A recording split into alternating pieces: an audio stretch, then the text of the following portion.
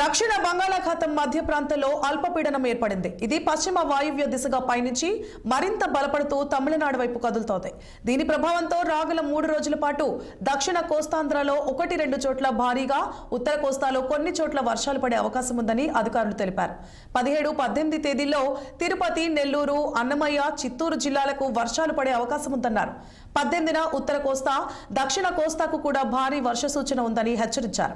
నెల్లూరు, తిరుపతి, చిత్తూరు, విశాఖ, అల్లూరి, అనకాపల్లి, శ్రీకాకుళం జిల్లాల్లో భారీ వర్షాలు ఉంటాయని పేర్కొన్నారు. 19వ తేదీ నాటికి ఈ ప్రభావం మరింత పెరిగే అవకాశం ఉందంటున్నారు వాతావరణ శాఖ అధికారులు. ఈ ప్రభావంతో రాగల 48 గంటల్లో తీరం వెంబడి ఈదురు గాలులు వీస్తాయని పేర్కొన్నారు.